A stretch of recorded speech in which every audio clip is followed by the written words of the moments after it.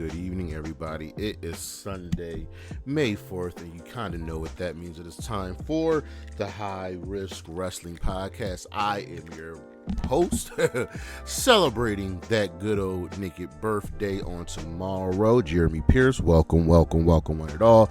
Check out the socials, Charismatic Creations on Facebook and YouTube, Charismatic_Creations52 on Instagram, and of course the 215 on Twitter. And today's show, failed factions. We're not really gonna do what I usually do with the whole faction warfare thing, but we're just going to talk about why a faction would fail and ultimately what it comes down to. But for now, you know what's next, so just go on and hit my music.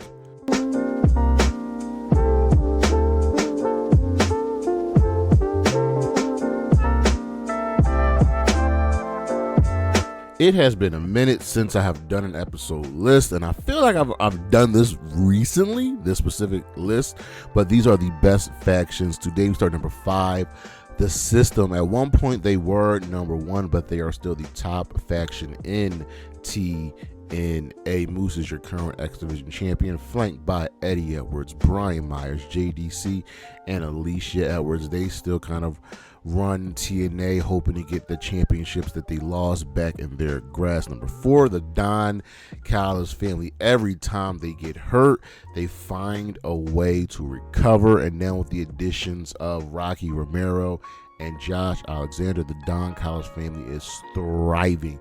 Konosuke Takeshita, Kyle Fletcher, Brian Cage, Lance Archer, Rocky Romero, Trent, Josh Alexander. Man, they really should be dominating AEW just a little bit more. Number 3, the Judgment Day. Yes, they are falling on hard times, but they have the current Intercontinental Champion. They have the current Women's Tag Team Champions, and even though he is now known as Finn Balor is still a force to be reckoned with, and JD McDonough has returned. The Judgment Day have pretty much been at the forefront of Monday Night Raw for the last couple of years, and yes, they will probably be splitting up sooner rather than later, but they are still a top group. Number 2, the Death Riders. They were probably number 1 at one point, but you can see the walls closing in. People are finally starting to stand up to them, but they are still ultimately bad asses. John Moxley is your world champion, protected by Marina Shafir. Then you have Claudio Castagnoli, Wheeler Yuta, and Pac. This group has been putting hits out left and right in AEW. We will see if they ultimately get their comeuppance at number 1, the Ops. This group came together kind of by happenstance, going all the way back to Samoa Joe mentoring Hook, adding Kazuchika Shibata, and then with Hook being injured, adding Powerhouse Hobbs, and now they are the current trios champions in AEW. They are a force to be reckoned with, and like Samoa Joe has said, they only need a reason and an opportunity to commit violence. We'll be right back.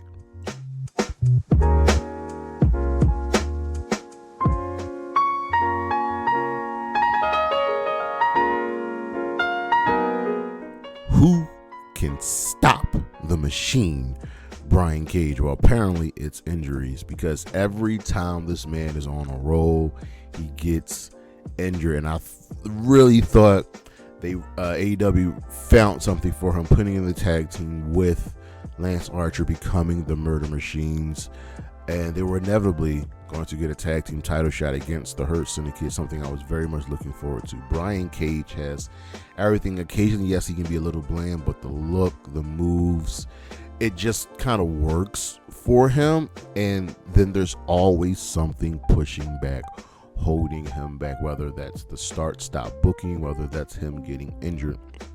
But Brian Cage is a top talent. He was a top talent in TNA. He can definitely become a top talent in AEW. And I really, truly believe that a lot of the small issues that AEW has can be fixed by getting Ring of Honor a potential home and a consistent show, because there are a lot of people that can benefit from that happening, essentially becoming their version of NXT. But Brian Cage is a guy that if he actually won the World Championship, it wouldn't shock me, especially if he won the Ring of Honor World Championship, because everything is there for him to be a top talent in this business. Once he gets healed, once he gets back, especially back with the Don Callis family, I'm looking for bigger and brighter and better things for the Machine, Brian Cage. We'll be right back.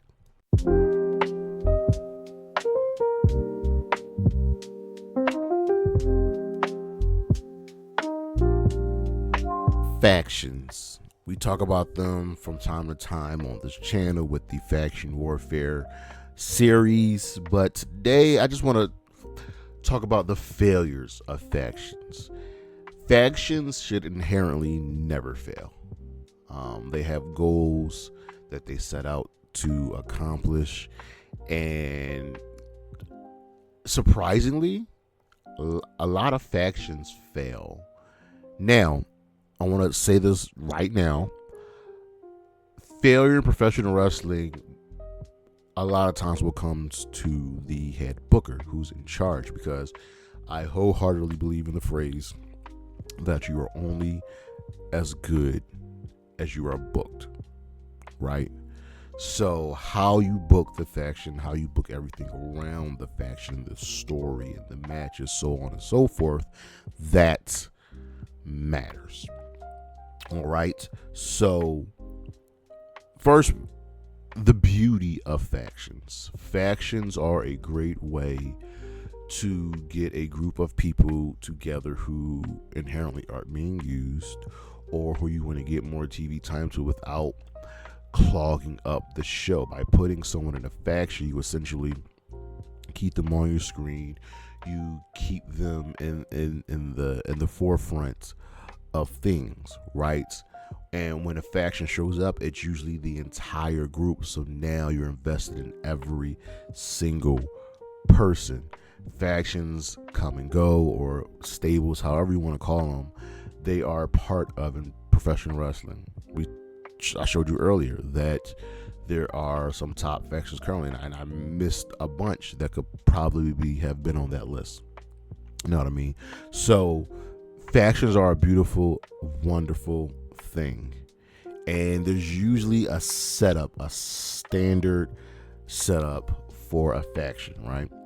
It's usually comprised of 3 to 4 people, sometimes more, and it goes like this. There's always a leader, right?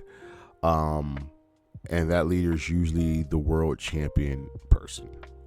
Okay, they're the ones that bring the group together, or sometimes it's even a manager that brings the group together.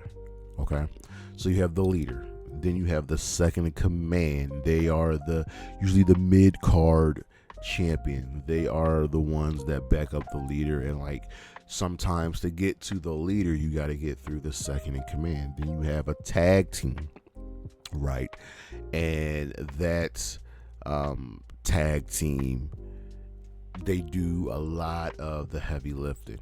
Okay, occasionally you'll get a woman in the group, which is a beautiful thing, because I wish we had more women in factions, and that's kind of why I like the Death Riders. That's why I liked the Conglomeration. But yeah, and then sometimes you'll have a manager. Managers back in the day were very, very, very prevalent, and now not so much, but we still have a few that are definitely, really holding things down, like Luther, like the Concierge, like Stokely Hathaway, even Scarlett. But that's how the grouping is usually broke down: leader, second command, tag team, sometimes a woman, sometimes a manager. A prime example of this would be Evolution. Triple H was the leader, Randy Orton was the second in command. You had a tag team of Ric Flair and Batista. If you want to expound on things, we have the System over in TNA. You have Moose, you have Eddie Edwards, you have JDC, you have Brian Myers, you have Alicia, Edwards. It's a group that works. Now, there are times where you just have a bunch of people come together and they really don't hold to this standard setup, like the conglomeration. This was a bunch of dudes that like conglomerating. I mean, you had Mark Briscoe, Kyle Fletcher, Orange Cassidy, Ishii, Will and Nightingale. No one's above the other. There's a bunch of dudes that like conglomerating. So, how about some recent successes of, factions? We have the Judgment Day, starting with the original lineup of Edge, Rhea Ripley, and Damian Priest, and then Finn Balor, and then the evolution to the modern Judgment Day with Finn, Damian Priest, Rhea, Dom, and move forward to the current iteration with Finn, Dom, Liv, Raquel, Carlito, and JD McDonough. So factions, as you can see, can evolve. Look no further than the NWO. Lord, the NWO, my God. But the Judgment Day have had world champions in the group, tag team champions in the group, mid-card champions in the group, women's champions in the group, and never truly a leader, but there was always a fight for leadership between Finn, Priest, and Liv. I would probably say right now the current leader is probably Liv Morgan. And you got the Hurt Syndicate. We hurt people. We hurt people. We hurt people. We hurt people. Yeah. It is just three dudes: MVP, Shelton Benjamin, and Bobby Lashley, with Lashley and Shelton doing a lot of the heavy lifting. MVP's more so the manager, occasional wrestler at this point. And it just works. It really, really works for them. They are your current tag team champions, and it's just good. I mean, not MVP. MJF is literally trying to get into the group because he just wants a championship match, but it shows you how popular the Hurt Syndicate is. Then you have the System. These guys have been running TNA for a long time now. Like we said in the list, Moose, Alicia Edwards, Eddie Edwards, Brian Myers, and JDC. They're just like the cream of the crop of TNA, always on top, got their hands in multiple pots, going through multiple stories with multiple people in TNA. They are a success. And then you have Damage Control. I know there's been some releases recently, but just starting with Bailey, bringing in Io and Dakota, and then adding Asuka and Kairi, they are forced to be reckoned with. And then when they got split up, Bailey leaving, they were still a great group. And even when Asuka and Kairi Sane return, so that the group is Kairi, Asuka, and Io, I still expect them to be dominant. I really do.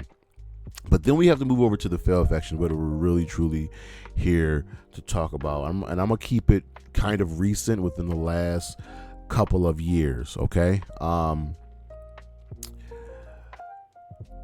there's factions from each company, you mean? So we'll start with the Pinnacle over in AEW.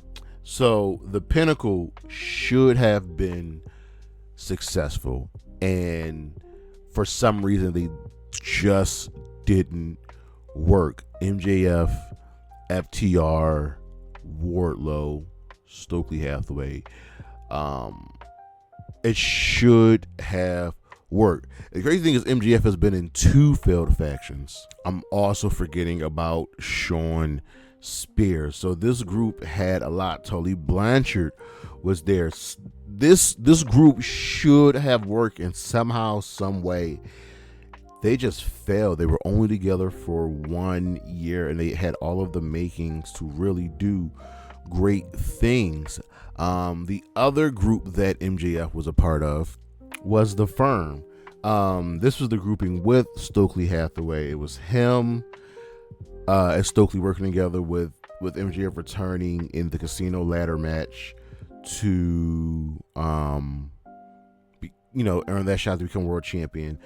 And he also had Lee Moriarty in the group, and the Guns, and Ethan Page. and somehow that didn't work. And they were supposed to be MJF's support system, and like I said, it didn't work. And MJF has shown that he works better by himself, with the exception of being in the Inner Circle, because that was great. Inner Circle was another. Jericho just knows how to make good factions. Inner Circle and the Jericho Appreciation Society, but MJF with the Firm, MJF with the Pinnacle, top talent in both of those groups, and somehow, some way, it just didn't come together for him, and that's kind of a bummer, because factions usually do really, really well in AEW, and they tried 2 times with MJF as a leader, and it did not work. Then you have the Final Testament over in the WWE. So yes, Karrion Kross has been kind of milquetoast, but recently he's gotten much, much better. So Karrion Kross is here. They bring Karrion Kross back in Scarlet. Then they bring in AOP back. And I'm like, okay, maybe they'll get it right this time around. And they did not get it right this time around, because, well, AOP and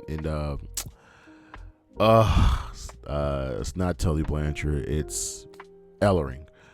I can't remember his first name. Got released. Yes, they had a match at WrestleMania 40, facing the Pride, which is another just failed group. Bobby Lashley with the Street Profits. Hell, we'll talk about them too.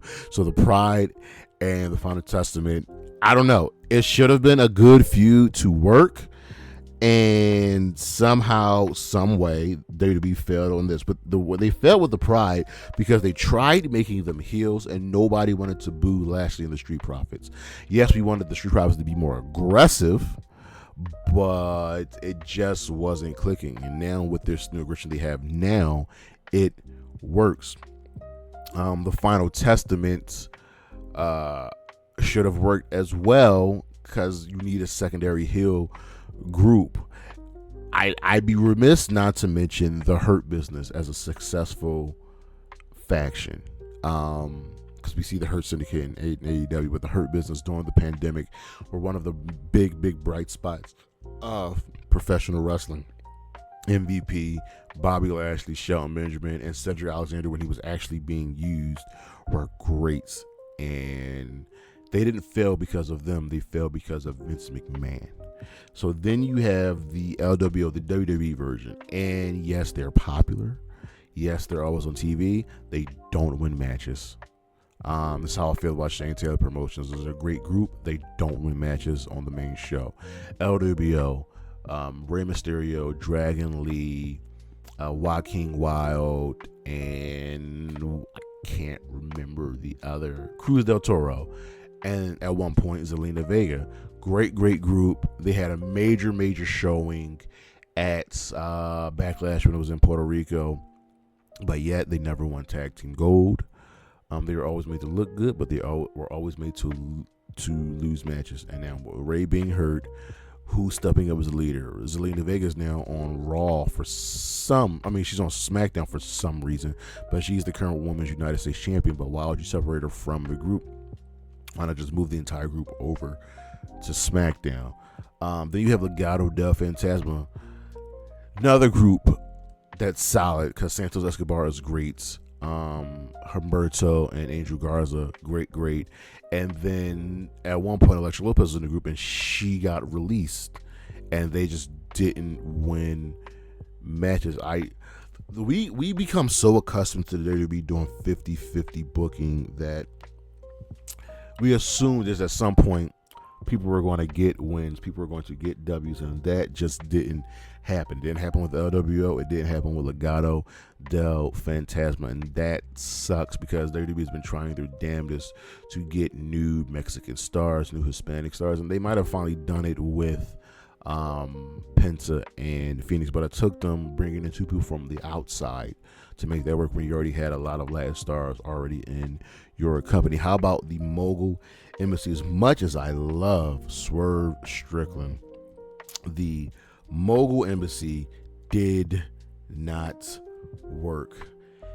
Wow. Like, we knew what they were going for, to push Swerve, to make him really really pop, but not the Mogul Embassy with that was made by Prince Nana, going all the way back to the early days of Ring of Honor, but the recent Mogul Embassy with Swerve Strickland, Bishop Kong, and Tal Leona of the Gates of Agony. Who else was in that group? AR Fox, Jimmy Rave, rest in peace. But AR Fox, Swerve, Tal Leona, Brian Cage, Bishop Khan. It just it didn't work. And we're not even going to get into the other embassy group that had Parker Bardell and Trench or Tretch or whatever his name is. That was just horrible. But this last iteration of the Mogul Embassy didn't work because, well, Swerve just got really good, and Tony Khan couldn't figure out a way to get the other guys to be as good and as popular as Swerve. I mean, he outshone Brian Cage, he outshowed the Gates of Agony, and yeah, here we are. And the group will always have a beautiful place in the history of professional wrestling. I mean, look at the people that were in this group. Prince Nana, the leader of the group who created it, Xavier, Jade Chung, Alex Shelley, Abyss, Daisy Hayes, Claudio Castagnoli, who else? Joey Ryan, Eric Stevens, Sean Davari, Nico Butcher, R.D. Evans, Tommaso Ciampa, Rhino for a brief spell, Jonathan Gresham, rest in peace, Jimmy Rave. So yeah, this was a great group, and we still have part-timers and Adam Pearce and Angel Williams and Dave Taylor, Moose, really, wow, Petey Williams, Puma, Ricky Morton, Spanky, and Vita Scott. There was so much going on with the old Mogul Embassy that it was hard for them to fail, and they ultimately failed. How about Retribution? Lord, oh Lord, oh Lord, oh Lord. The pandemic was a weird time, and this mysterious group, kind of like what the Dark States are now, were causing havoc in WWE, and they were called Retribution. And you feel with groups like this because they shouldn't be under contract, and yet they ended up in the draft, and they ultimately fell. Who was Retribution? Mustafa Ali was the leader. You had Dominic Dijakovic, Shane Thorne, Mia Yim, at one point Mercedes Martinez, Mace. I feel like I'm forgetting somebody. That might be everybody. And they just caused havoc and fun times going against the Hurt Business, because it was dope and you needed something exciting, be excited for during the pandemic. But the follow-up was never going to be as good as what started. Go back just a little bit. I don't want to go all the way back, but Immortal in TNA didn't work because Jeff Hardy could not be a heel. Jeff Hardy could not be a heel. Why would you ever want to boo Jeff Hardy? Immortal was supposed to be their TNA's new version of the Four Horsemen, and it didn't work. It just didn't, because once again, Jeff Hardy can't be a heel. It sucks when you have these great teams and they ultimately fail. It sucks when you have a vision and you cannot follow through with it. Factions are here. They're not going anywhere. We just got to figure out a way to make sure they stay successful. But that is our show, ladies and gentlemen. Thank you for listening. Thank you for watching. Look on the screen what we got coming up. Check out the socials. Charismatic Creations on Facebook and YouTube. Charismatic_Creations52 on Instagram. And of course, the 215 on Twitter. And as always, Anna J, Chris Statlander, Willow Nightingale, Gigi Dolan, Isla Dawn, and Bailey. Holla at your boy. Peace.